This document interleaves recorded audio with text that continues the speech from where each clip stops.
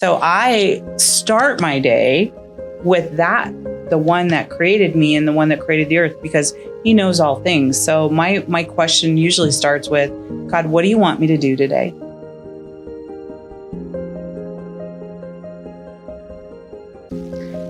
And welcome, everybody. We are live from Las Vegas. It's Friday. It's a gorgeous fall day in Las Vegas, and I am super excited. My name is Cindy Birkland. I'm excited to share. I am here today with Evelyn Y.K. Lee. Hello, Cindy. Hello, my darling. Hello, happy Friday. Yeah. So I was very fortunate to get to meet you this week, and I want to just say kudos to Frank Mistretta and Joe Tolzman. They brought us all together. Joe was in town with Evelyn, and he's like, "Hey, can we catch up?" And he said, "I'm going to bring Evelyn over," and sent me a picture of your website because I want to make sure you know, Evelyn, I didn't just meet her off the street.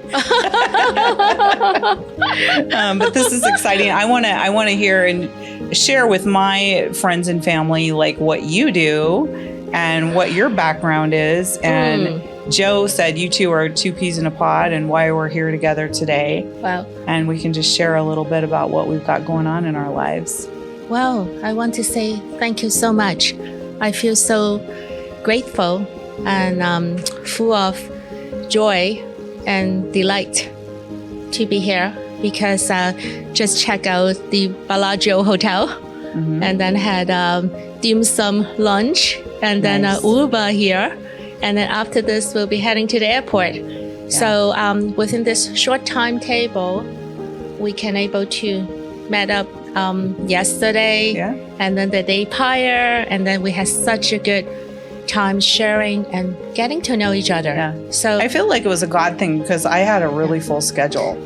But about the time that you guys were supposed to get to us, my clients were canceling. I'm like, this is so meant to be because we were trying to make everything work. And I think it was God. We were supposed to just really connect and share our lives and our stories and what we can bring to the planet and Yes.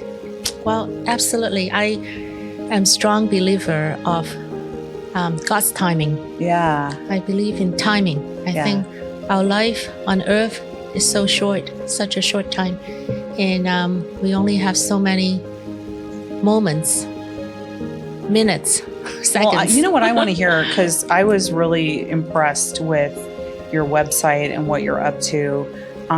Would you mind sharing so that my friends and family and people that watch my stuff know what you're about? What do you do? What's your background? Yeah, so let's start with I think quickly where I was from. I was born and raised when Hong Kong, it was still called the British Hong Kong.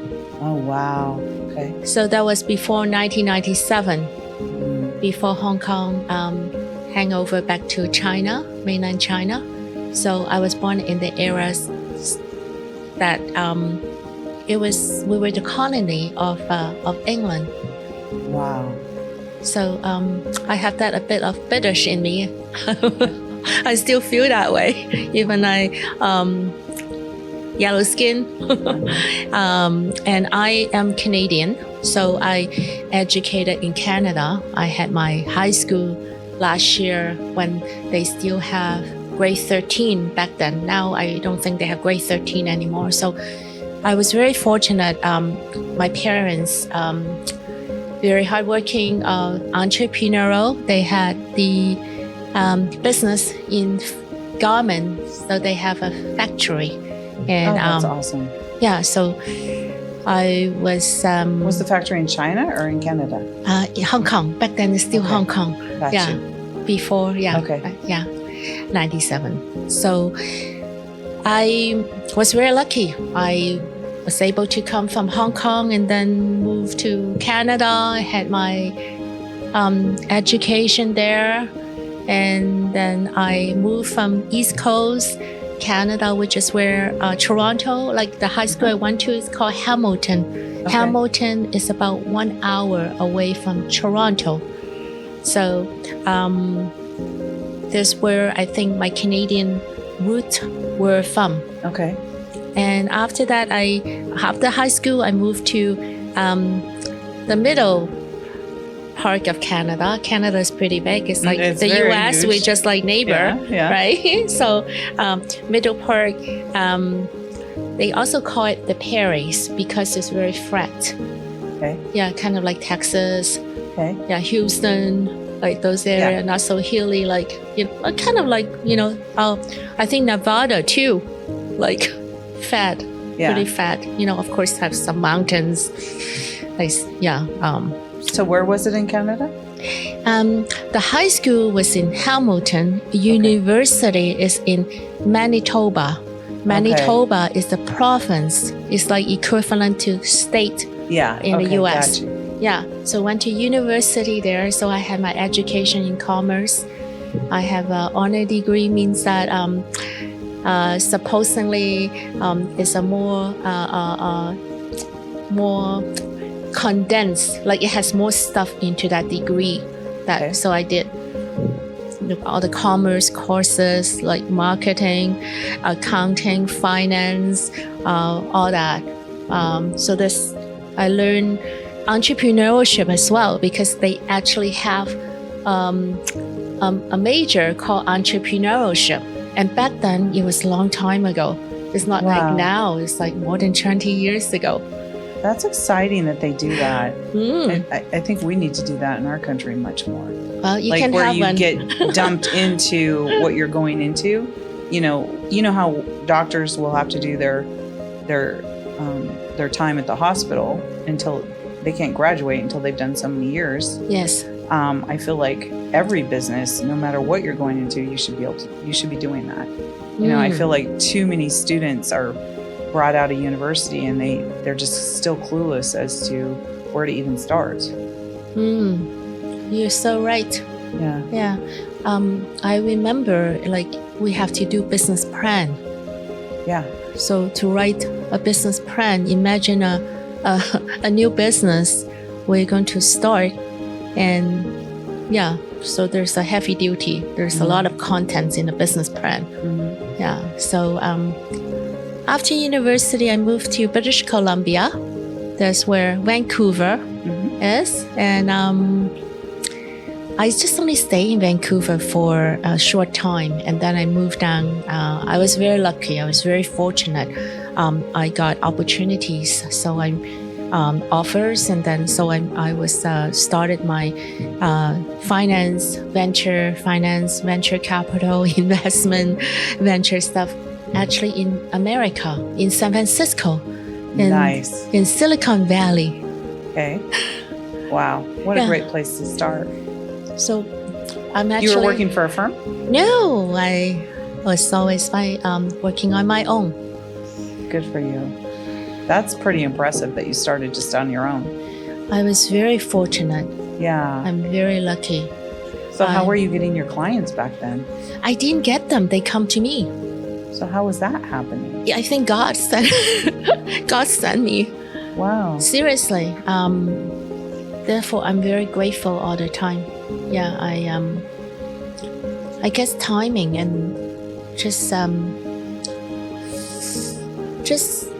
happen.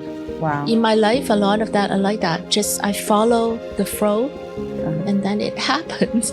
Wow. Yeah, just like here, it wasn't planned at all. Yeah. No plan, not even. And I think God is improvising. Yeah. Yeah, based on.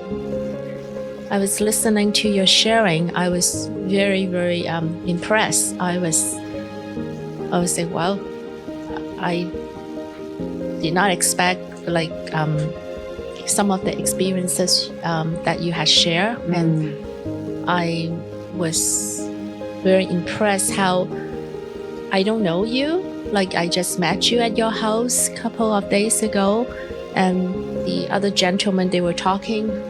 There's a lot of talking, so we were listening, and then towards the end, we were starting to just chat, but really like heavy sharing was the ride, like back to the Bellagio after dinner, after our Korean dinner, you and I sitting at the back. Yeah. And then you were sharing, and then I said, wow, I was like, oh, well, and oh, wow.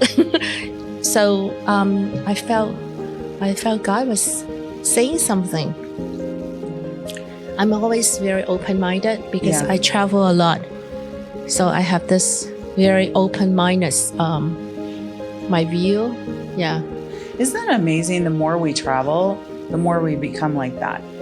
I mean, I look at all the places in the very short time that I've been, like the more I travel, the more I need to travel because that traveling brings me more work. So it seemed like I lived out a suitcase for so long, you know.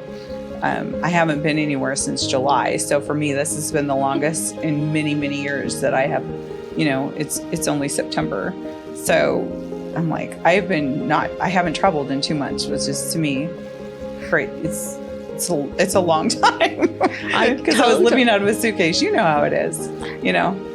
I think that sometimes I couldn't believe how much I've been traveling. And in the Bible, it says, there's a scripture that says our gifts will make room for us. And I feel like God has done that for me. Like he'll open these doors and the next thing you know, I'm in another city doing it's pretty wild, you know? Yeah, well, I totally feel that what you have shared because in how I live and how I operate, like my business, I live in many cities internationally. Like I was first born in Hong Kong and then in Canada, the few cities there, and then San Francisco, where I really started my career. And would you explain to me what you were doing when you started? Like, is it the same as what you're doing now, or is it different? I will say the same and also different. So the same means, is it also ventures? I mean, ventures. So you're just funding people that need funding for and underwriting all that as well? So are you doing it with just your money or other people's money or all of it? All of it. Okay. So you might get a group of funders together? Yes, I love syndications. Me too. Yeah. So, that's the greatest way, I think. Yeah. But when I started, it was not like that. So I was very lucky. So my first fund, it was called the First Venture Fund because it's exactly my first. And then it was venture. So I named it First Venture Fund. I love it. Yeah. So, and I was very fortunate. I was given the opportunity by a family office. They based in Taiwan. So the family, very kind people, they trusted me. And it just perfect timing, so many different pieces that all come together. So because I didn't have the experience, I never have a fund, like investment fund. You gotta start somewhere, right? Yeah. And I really, wow, this is like handling a lot of money. I think everything is relative, but kind of scary at first, isn't it? Yeah, I was thinking, wow, you know, there's a lot of responsibilities, a lot of fiduciary duty, right? Because, you know, we like watching like other people. Like, things can go wrong very quickly. Of course. And even trusting the wrong people. Yeah. Oh my gosh. You know, there's so much of that out there. Vetting is a must. Yes. Diligence. Yeah. And it's called due diligence. Yeah. It's I don't feel like you can do too much. Well, I was much younger, so I was very aware that I have never done it, and I was aware of my responsibility, and I was also aware the risk profile.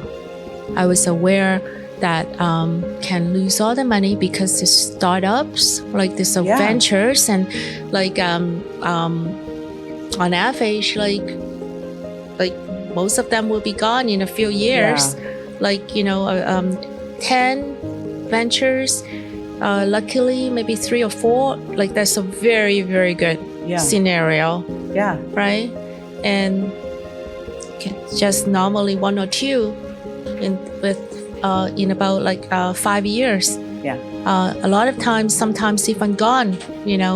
The first 2 years, some of the ones, depending how they use the fund, right? Because there's so many different styles, so many different business models, so many different ways how they are operating. Yeah. Right? It's really interesting. As I was learning this as well, I got to work with somebody that was, I felt pretty good as far as really understanding what it took to do diligence and underwrite deals. And, he talked about so many deals that he had funded that ended up in just catastrophe and what he learned from that, and how sometimes new startups, if given too much money too quickly, they aren't able to handle it. So there's so many different ways that you can hurt a new company too, by giving them too much too soon, or most of the time it's not enough money. But if they've never managed money, that's a whole nother problem. I've been in mortgage 30 years, and what it takes to look at a deal and what lenders put people through when they want to buy a home. And so many years people say, I cannot believe they're asking me this. I cannot believe they're asking me for more stuff. And I would say to them, this bank is about to give you $500,000 house, loan for your house. If you were lending me $500,000 and we don't know each other, we've never met, this banker never met you before, what would you want from me? And then they say, oh my God. I said, see, when it's not your money, it feels different. But when it's your money, you would want all kinds of things. I think you'd want more than 2 years of bank statements just to show that you can pay me. What else would you want from me? And it's an amazing thing when we're doing our due diligence. The reason for that is there's people behind us that we have to protect. Of course, yes. Yeah, and I had learned so many lessons. Yeah. And this June, I was invited by a very nice lady to be a keynote speaker at her event in Toronto, Canada. And after the keynote, they have a fireside chat that myself and another speaker were sharing what we have learned. So I also share some of my experience that. What was your biggest oopsie? I was said, I trust people. Me too. I'm like. Sometimes I feel like I'm like a little girl because you tell me that you believe them. Yes. And this is the problem I had recently in a couple of situations where what you just said, I don't know if it's us as women, but I think a lot of the biggest mistakes have come from me believing that someone is like me. Exactly. Meaning yes. I'm thinking that they're honest. I'm thinking that they're just like me, that they're going to tell the truth. Yeah. They would never steal from somebody, and they're not. They're like a wolf in sheep's clothing. Like they're literally in it to steal, if that makes sense. Yes. And not even thinking that could even be possible. Like somebody could really do that. The answer is yes, and they're out there all over the place, and it seems to be getting worse. Do you agree? Yes, totally. The fraud in our industry is really scary. The amount of theft, either like on accident or on purpose. I don't know. Things go wrong very quickly. You can do all the right things, and things can still go wrong. And that's really important. When I tell people, when I'm teaching them about money, I'm like, we need to do our very best to stay away from products that, or investments that we can lose money at, especially the older we're getting. You know, be more conservative in your approach to money. Yeah, absolutely. Yeah. It risk, high risk, high return. The risk about human being, I think, is very hard to underwrite. So isn't that the truth? Wow, that's a good nugget, girl. I never said that. Good for you. I like that. I'm gonna steal that. Sure. That's so powerful and true. Because math doesn't lie, right? Yeah, numbers. Numbers are easy. Yeah. People are not easy. Yeah, I really been very disappointed.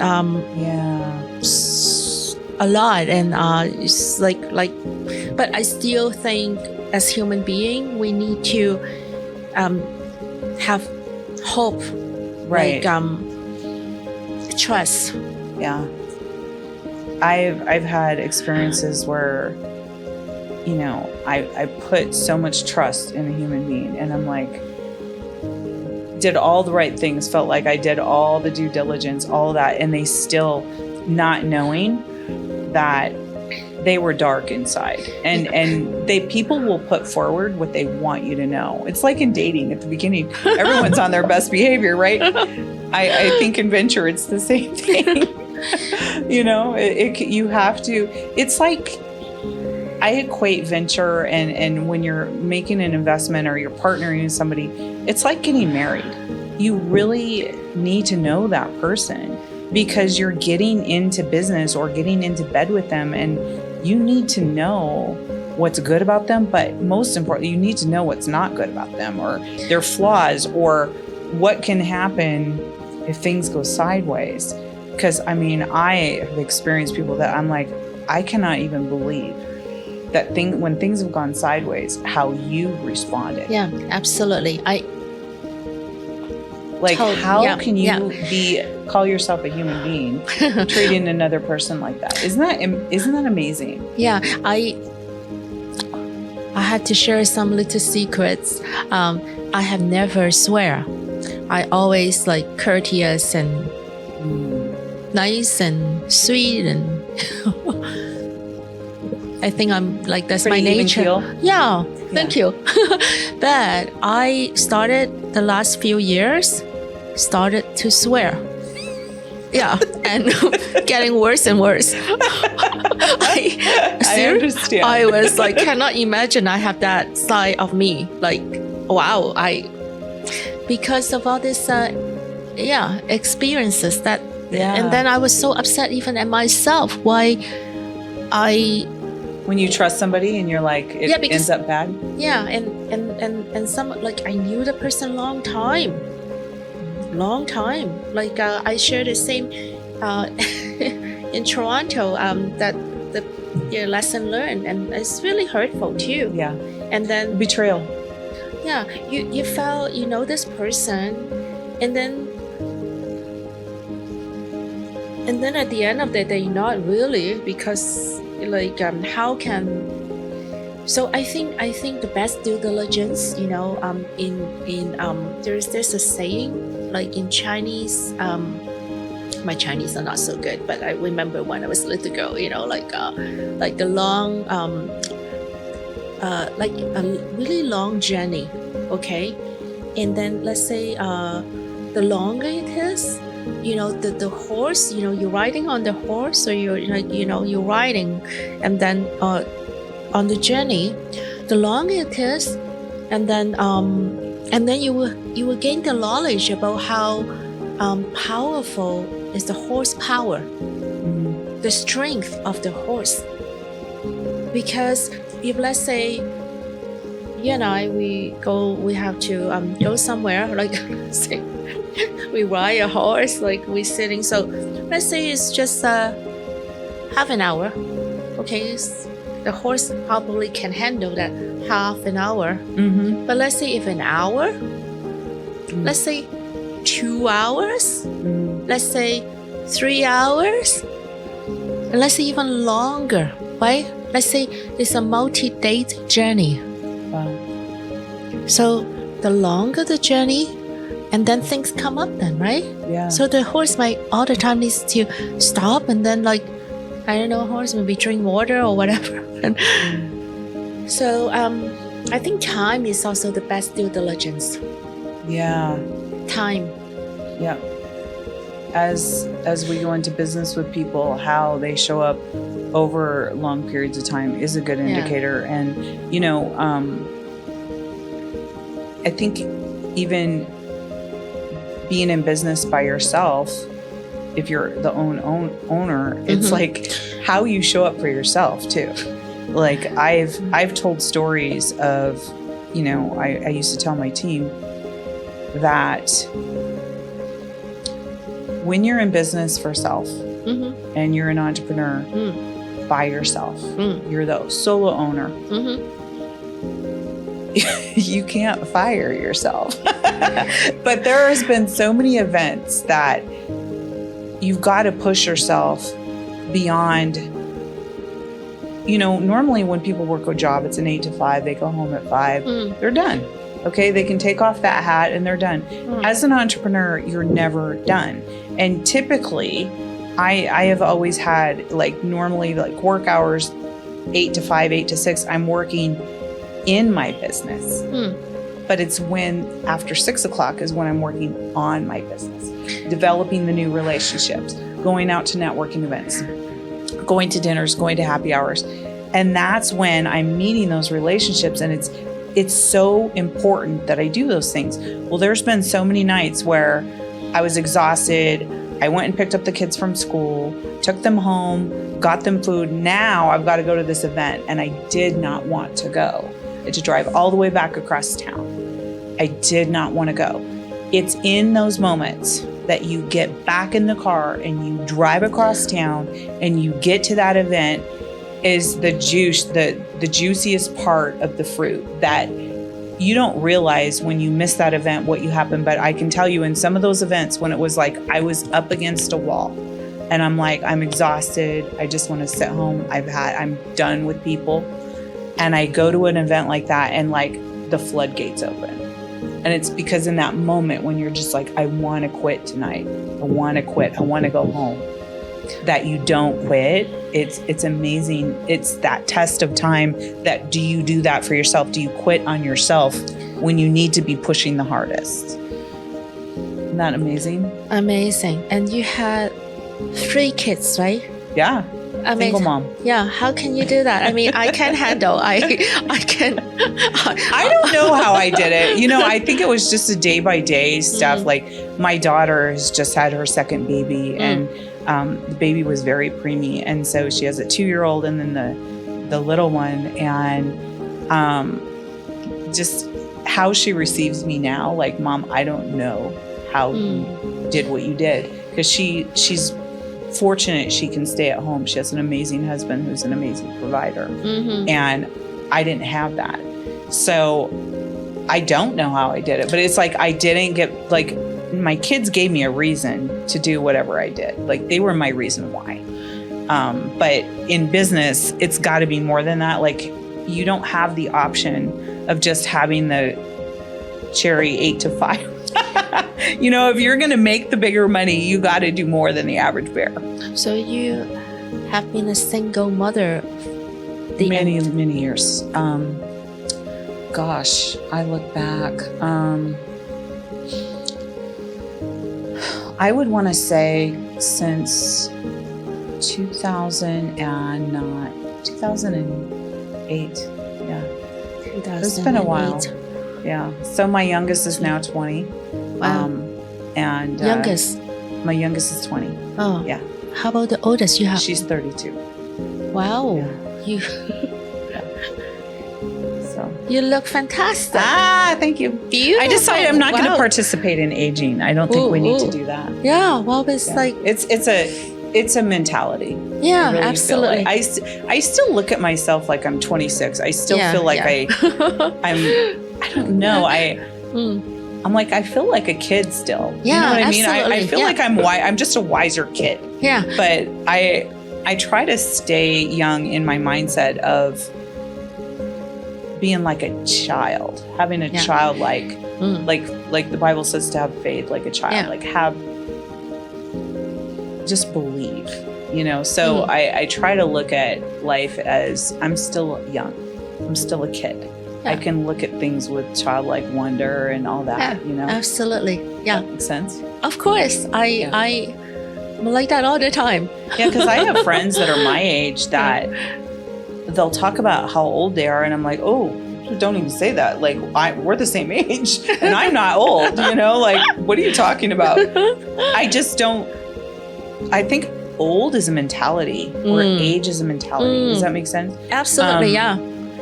I don't look at, like, how can you say you're old? Like, I think I'm going to live till, like, I'm over 100. Yes, yes. So I'm about halfway through. Still a long way to go. Yeah, a long way to go. Every day. I want to make a big mark on the world. So we have much to do. Absolutely agree. And it just begin again. Yeah. Well, the day. Well, I look at how many times I have begun again in business, like how many times that I'm like, well, that was an epic fail. So start over. How did you start it then? How did I get my start in business? Yeah, you were originally, I know you were born in Washington. I started my business in Portland, Oregon. Yeah. So my dad decided to go back to school when I was in high school. So we moved to Portland, Oregon when I was roughly 16.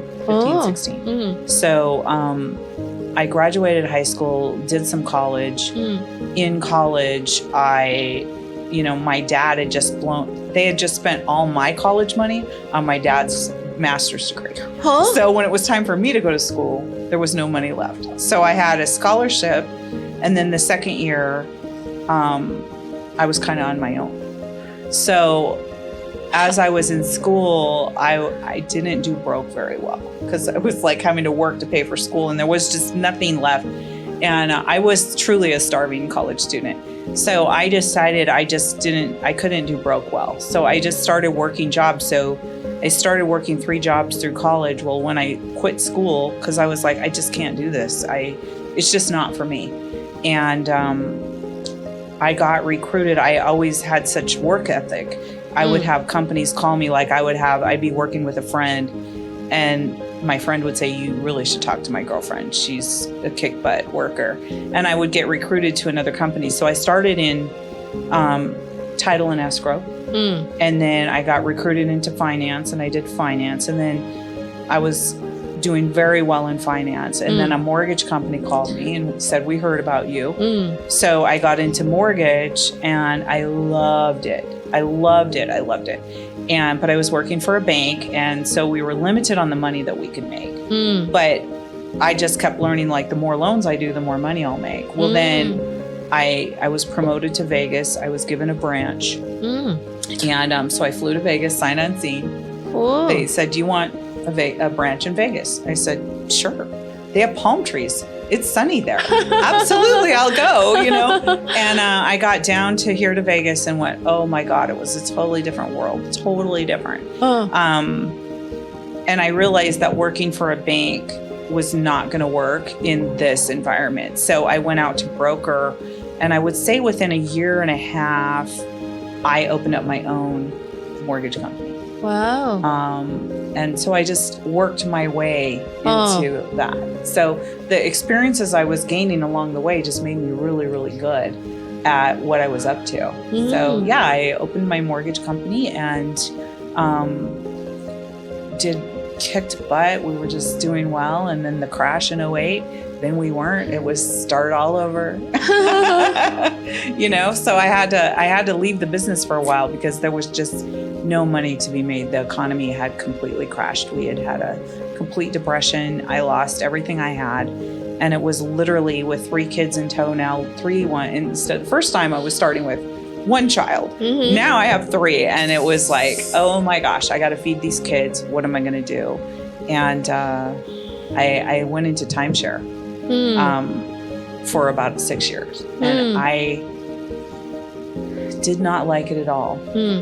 But I learned so much in being in that business. I'm going to tell you, it was so opposite of what I had been doing, because as a mortgage lender, when you would come in to see me, you were coming in to get pre-qualified. And I'd say, okay, Evelyn, you're all set. I've got you pre-qualified. Yeah. Go look for a home. Maybe you're going to build one. I'll see you in a couple months. Just let me know when you're ready and you've got your offer, and we'll take care of it. Yeah. So it was just no pressure. See you when I see you. Yeah. You're pre-qualified. I have a pipeline of business. Well, in timeshare, when you come in to see me, I had about 30 minutes to get you to buy. Yeah. How do you meet somebody and in 30 minutes they're buying from you? Like, it was insane. I was like, you seriously expect this? So the skills I had to learn to be in that business, it was very foreign to me, because I'm a very relational person. So how do I do this? So I have no regrets, because I learned so much in the 6 years of doing sales, selling timeshare. It was an incredible experience. But after a while, I was like, I don't do well working for other people. Let me go back and do my thing. And that's when I went into finance and went back into mortgage. Wow, amazing. I totally can relate to that experience of yours. I have been in many of the timeshare presentations. Really? Many in Vegas and in Hawaii. And I think I have been to maybe 7 or more. Yeah. I come to Vegas the last 3 years in January to CES. Okay. So staying in those are timeshare. So when you check in, they then sign you in to a presentation. You didn't tell them no, huh? You didn't know what you were getting in, and then what you were signing in for. Yeah, and then they were and they say, oh sure. Do you have this time? I said, yeah, I just check in. So the next few days don't have time because the conference starts.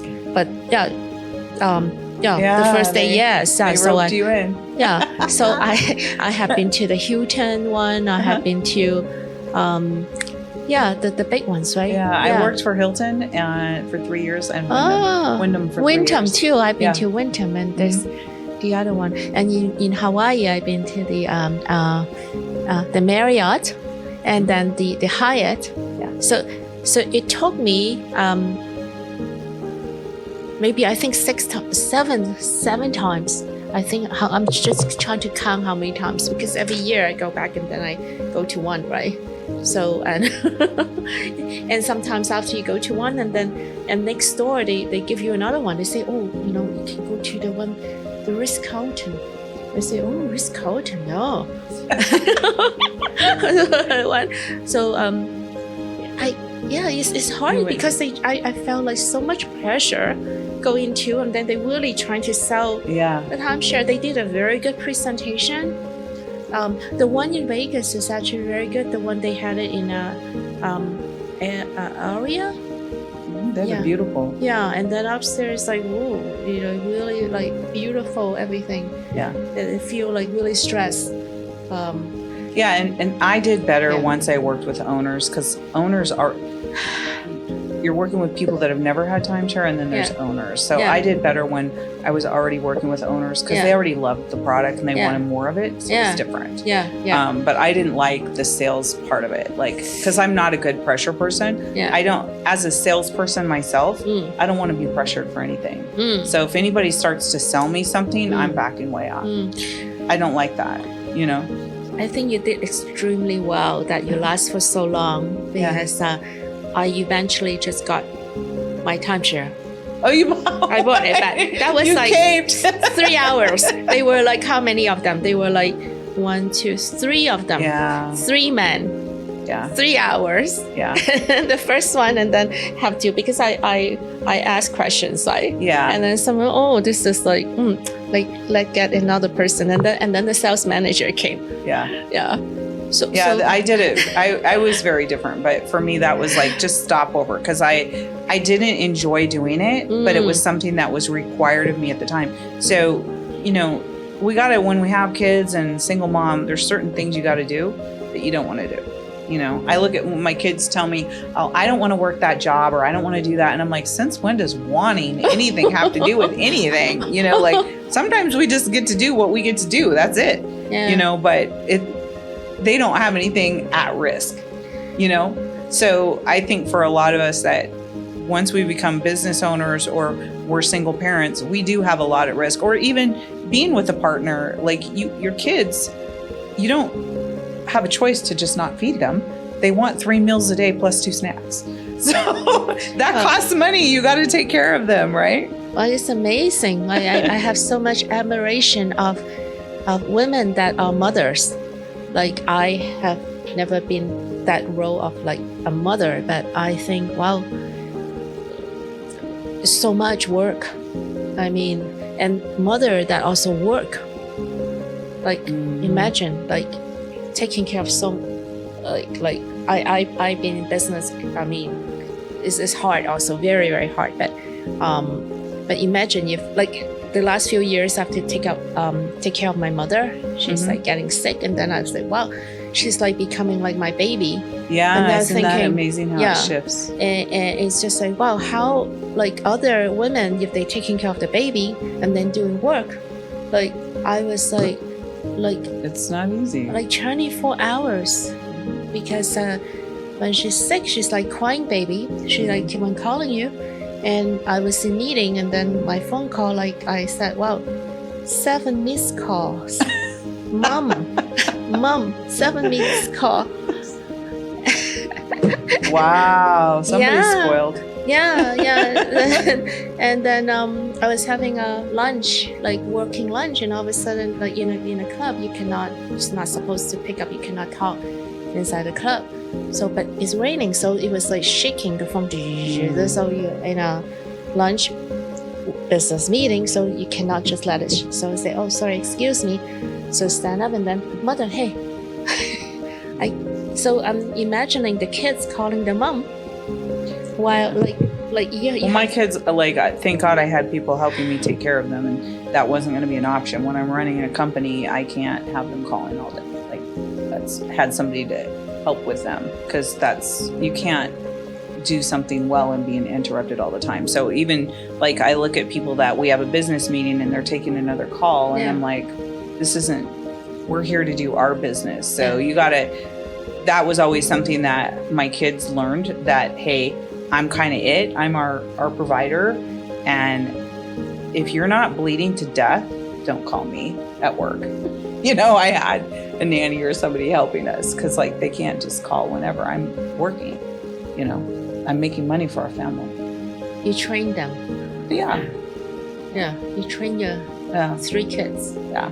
But it's different with our parents. Our parents were like, we belong to them, and they're like, they think they're the shot callers, but they also, you know, have to understand we're making a living. So let's shift gears a little bit. Let's talk about,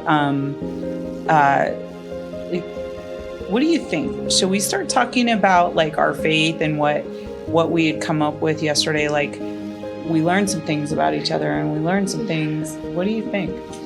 I think I am very grateful. I'm telling you, I'm just so excited.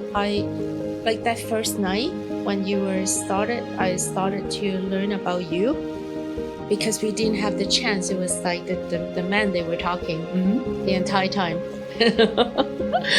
And then it was great. We have good company, like good fellowship. We have a fantastic dinner. Yeah. But it was like we're getting to know each other. We just met, right? So, but in the car, I were impressed about how you share with me about your faith, and I didn't expect that. Well, at all. I more than anything, if I had my dithers and I could do anything in life, it would be to preach the gospel. Wow. I would love nothing more than to do that full time, you know. And you know, I have been praying that, as much as I love what I do, I love the closings, the deals, helping people make money, watching the light bulb go off. Yeah. But you know what I love more than anything is just sharing the gospel, sharing the Bible, sharing the story of Jesus and what Jesus did for us. And I have asked God, I'm like, God, if you want me to do this full time, help me fund a fully funded ministry so I can be on a plane, speaking all over the world, doing that full time. That's what I would love to do. Because I really believe that the messages of the gospel is so simple. That what Jesus came to do for us was so simple. He came because God couldn't look at our sin. Like, he made us, but he made us children of choice. He gave all of us a choice. He didn't want a bunch of robots. He made us in his likeness. And he said, I want people to love me, but I want them to have free will. Well, when you give people free will, that means they're able to do whatever they want. And we, as fallible people, are going to choose sin pretty much every time. Well, God, being a perfect being, can't look at that. So he had to send someone for us, and his name was Jesus. And Jesus is all about love. And he took that burden and took the sin on the cross for us. Now, how easy is that? Our only job as Christians is just to believe in him, that he exists. And how my life changed when I really got that message. Like, I'm no earthly good without God. That's the way I look at it. Like, when I start my day, I need to be in prayer and speaking to God. Like, how cool is it that the God that made the universe wants to talk to me and spend time with me? So I start my day with that, the one that created me and the one that created the earth, because he knows all things. So my question usually starts with, God, what do you want me to do today? Help me show up the way you want me to as your ambassador. And God, I need you to direct me in a way where I stay out of trouble. Like, you know where I'm supposed to go. You know what I'm up to. So I really work hard to get in my word every day and start my day with him, because I want to be the best version of myself. And I need help to do that. Well, I think you're humble that you ask God to help you. So, well, I make too many mistakes. I screw it up. I do. Like we said, we can trust the wrong people. God has given gifts inside of us. And I think sometimes, I will use this analogy. We hear the term ego. Ego is about self. And when we look at EGO, it stands in my belief that it means edging God out. Okay? My ego can be so big that I edge God out, and what will usually happen is, because I'm using my thought patterns instead of God's, and he's sovereign, he knows all things, he might be giving me discernment, like, do not trust this person, or do not listen to what that person is saying, or you need to quit hanging around this person. But I'm so busy in my thoughts because I haven't surrendered to what he's needing me to hear that I make mistakes. So I've got to spend time as closely as I can with him to hear from him, so that I don't make those mistakes. He's given me the gift of discernment. He gives me the gift of wisdom. It's up to my choice if I'm going to use it. But if I'm listening, if I'm more piped into what God is trying to tell me and what he's saying, my ego can't be as big. So I pray to actually keep my ego down. Amazing. If that makes sense. Of course. I'm earthly. I'm human. I make mistakes. God doesn't. Well, we are living in this earthy, worldly space. Right? And we are human beings. We have this physical body. So we are in this body. We're here, though. We have to remember, we're just here on stopover. This is not forever. And what are we going to do while we're here? What is this about? And I think for the longest time, moving to Vegas, being a very young lady, and going through a divorce, and then being in this town, in the 90s, like, you can imagine, like, what's available for you here. And I lived that fast life, made lots of money, and had a really fast life and went to all the best parties and had all the great things. But when my life got train wrecked in 2008, I had to really take a look at what is important. What is really important? Because when you have all those things and you lose them, you have to realize that stuff goes away. What stays? What stays? How did that crash and then went back up? How? I'm very curious. When and then it wasn't just the economy crashing. Because I went from making lots and lots of money to no money. It went from all to nothing. And I hadn't had that experience because from the time I got into business in 1994 up until 2008, every single year I made more money. So in my head, in my ego, it would always stay that way. I didn't have the experience of lack or less. So when the 2008, when the bottom fell out, I was like, oh, it'll be fine. This is just another little recession. Yeah. We'll get through it. And I just kept acting business as usual. Well, it didn't get better. And I burned through all my cash trying to save everything. Bad idea. And then that was gone. And then I was losing my relationship. So my daughter's father and I were splitting up. He did some really bad things in my company. Almost got me in a lot of trouble. I had some big legal issues from that. And so here I was, he left me holding the bag with some huge legal issues. Now I have 3 little kids to take care of and I have no money. And I did not know what to do. And all I could think of was, wow, did I get myself into a pickle this time? Wow. I did this on my own. Because I had edged God out of my life all those years. My ego. So I had a conversation with God one day. I was at my rock bottom. I'm like, I don't know how I'm going to take care of these kids. I have legal issues. My ex fled the country. He got in trouble legally, fled the country, left me holding the bag with all this stuff. And I was in a place of absolute brokenness. And I had a conversation with God and I said, I don't know what to do. I don't know you anymore. I remember you from when I was little. We used to have a relationship back then, but I got rid of you. So what I'd like to know is, could we get back together? And could you take over? Because I can't do this anymore. And he did. And I said, if you can get me out of this, I will spend the rest of my life telling everyone how great you are. And I made that promise because he got me out of it. It took a minute.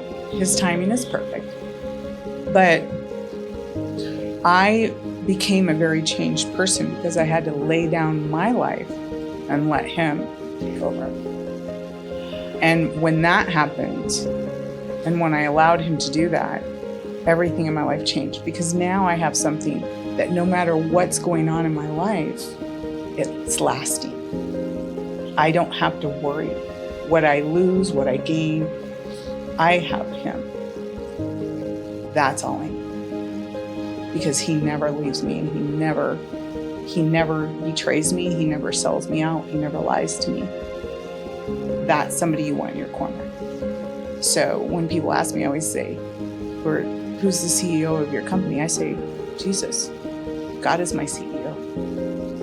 Because he's the one person I can truly count on. So I gave up the reins to him. So everything I do, it's not me, I glorify him because he's doing it. If that makes sense. Of course, yeah. Praise the Lord. Yeah.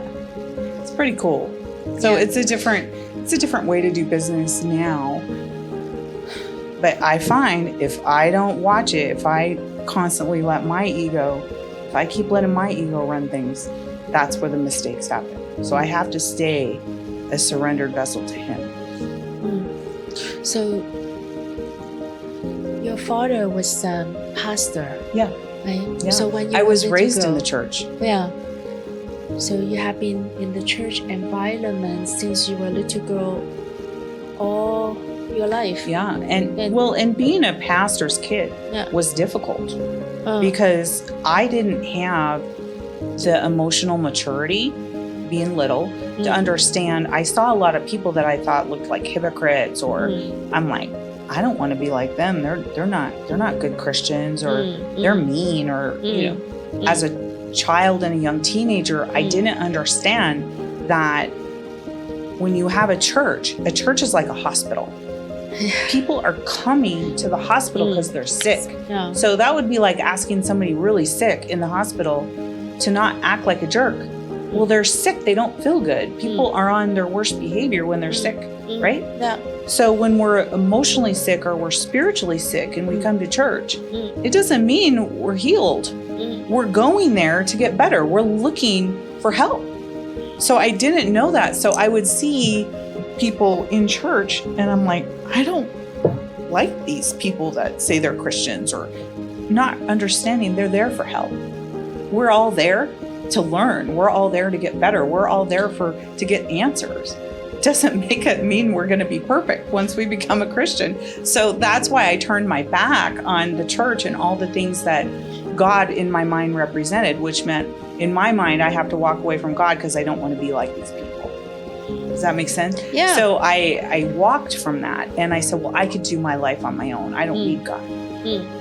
And for a time, I did a really great job. Yeah. I was a millionaire by the time I was 30 and I had everything that life had to offer. But I had walked away from the most important thing because of what things looked like. And have to, now that I have that grown-up mentality, like hurt people.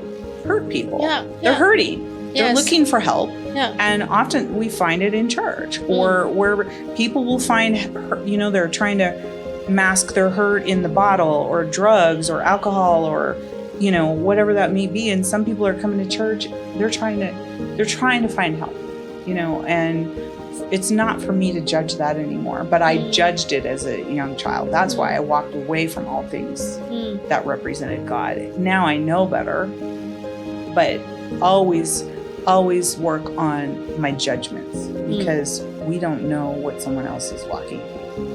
We just don't. Yeah. And there's so many times where I judge somebody and then I'm like, why did I do that? You see on the other side and go, gosh, forgive me, God, I'm so sorry. Like, I do that so often and I'm like, that's why I have to stay. Like, God, help me with this, Well,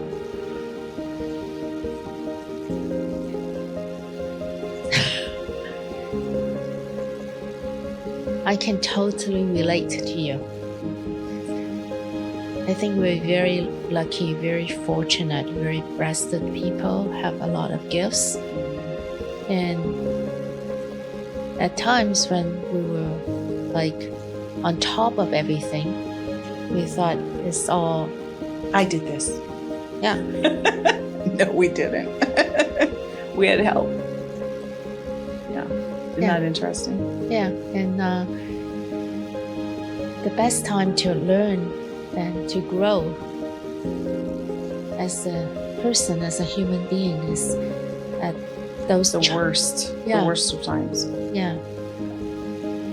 I'm in one of those experiences, my business, being a business owner, it's ups and downs. Yeah. And, there's one part of my business that I've really, really struggled with some of the things that have happened. And I really have to work on trusting God through this process, because I'm like, this shouldn't have happened. But it did. And if I say I believe in God, then I get to believe Him to bring me out of it. And how do I show up, and how am I acting and what am I doing in the meantime? Can I still live an amazing life? Can I still be an ambassador of God through the ugly stuff, through all of that? And if I say I belong to Him, and God will never leave us begging for bread or never let anything happen to us, we belong to Him. We are children of the Most High God. We're daughters of the King. He's not going to let anything happen that He's not going to. And I get to own that and know that and believe Him, and knowing that, then I should be able to act accordingly and just be focused out on other people, not worry about me, because knowing He's going to take care of me. How can I take care of others? How can I help be an ambassador for Christ in helping others, even though I'm going through stuff?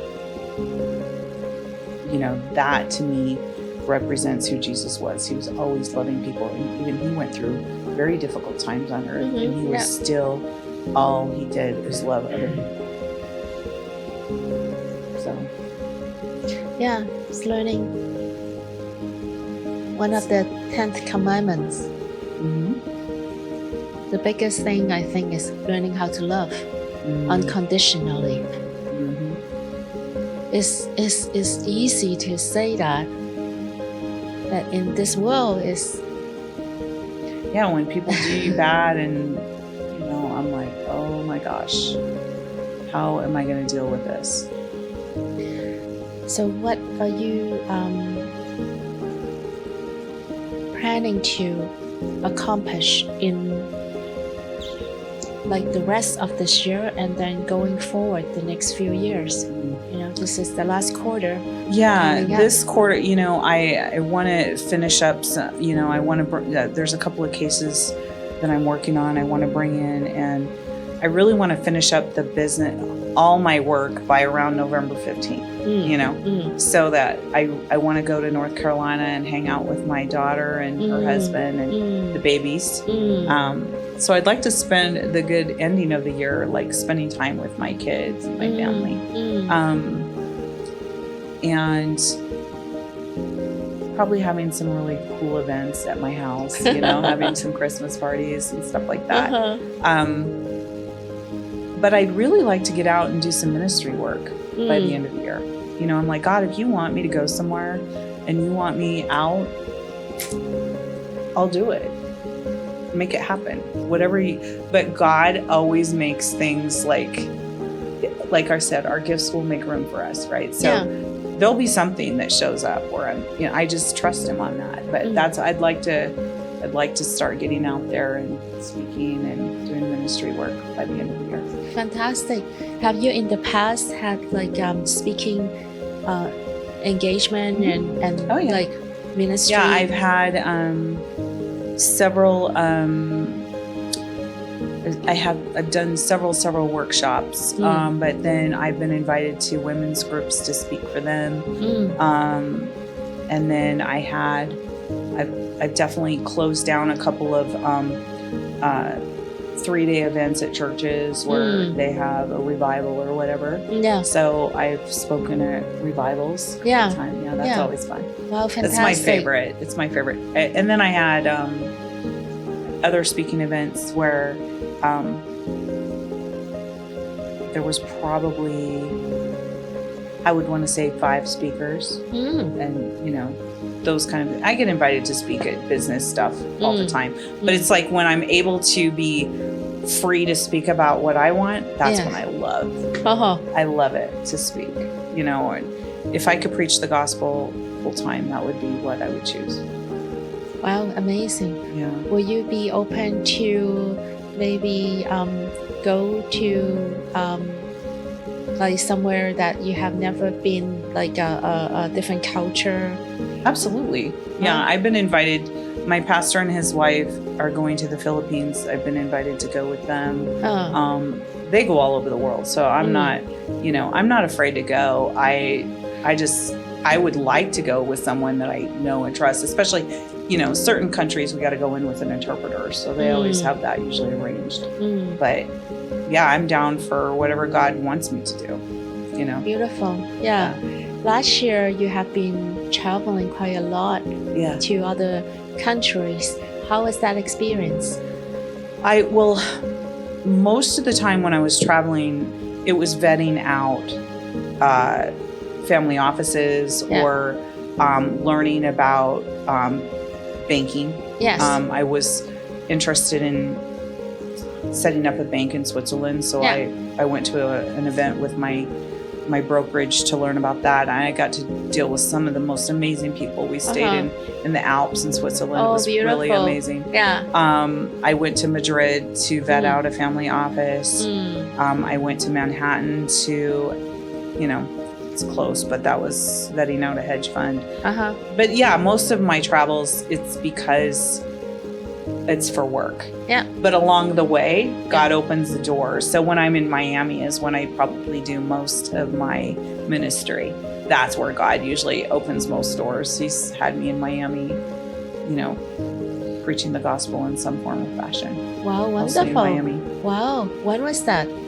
Oh my gosh. I would say in the last 2 years, 2 years ago, I was in Miami about 16 times in 1 year.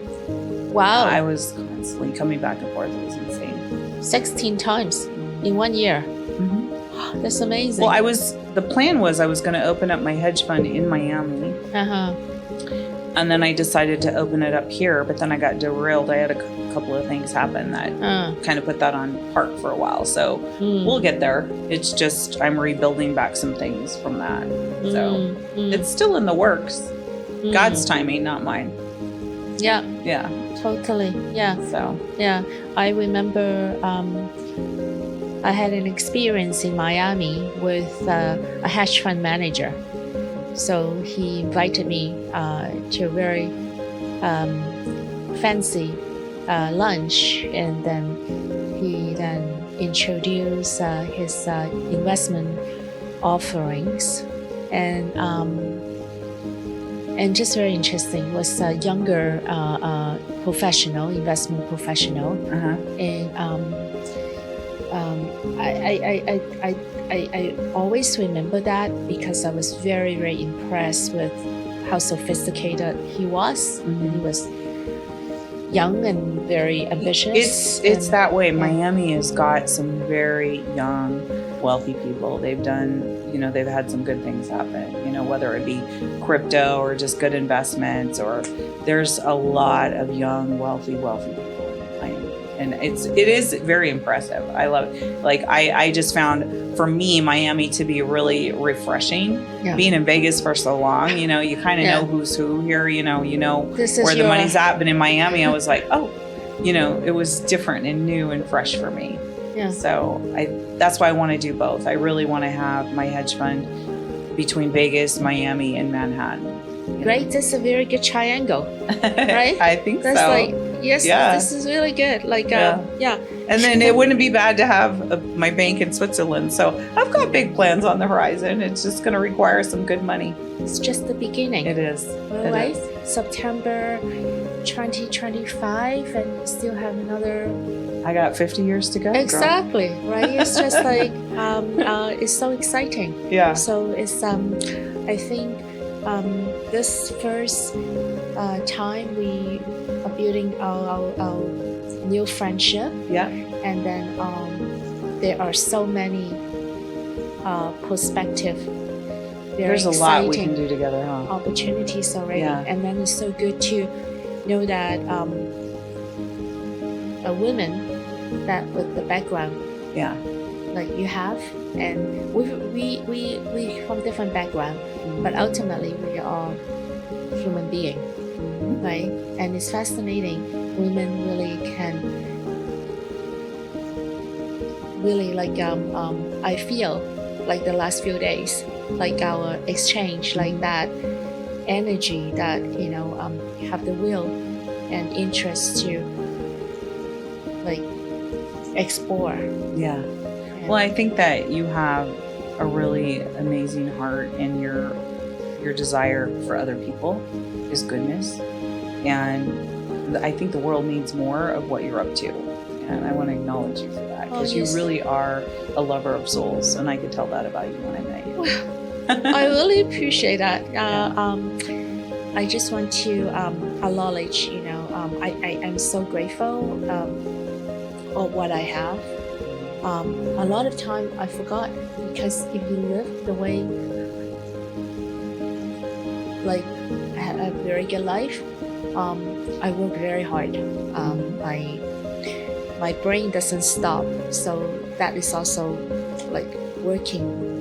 I always said that I have a 4-hour sleep cycle. I 4 hours and then up, and then later on I catch up. Later on when really physically tired, and then I rest a bit. But it's so engaged, right? I feel like my whole being is so charged, like spiritually, that I'm really like sensitive and aware of a lot of goodness. I'm really like in that race.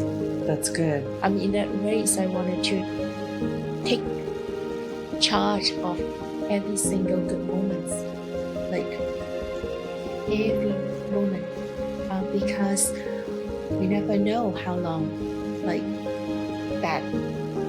Yeah, we don't know when those moments are going to end, or when God's going to take us out of here. We don't know, and it's being, I say, staying in a place of how can I make the biggest difference in this moment right now. Being in that place, we can get so much done. And it doesn't necessarily mean what we do, it's who we are and how we show up and how we help others. Yeah. It's really what we do for others that's the most important thing. It's not what we can do for ourselves. It's what we can do for others. I want people to have what I have. But what I have, it's not about financial things or money.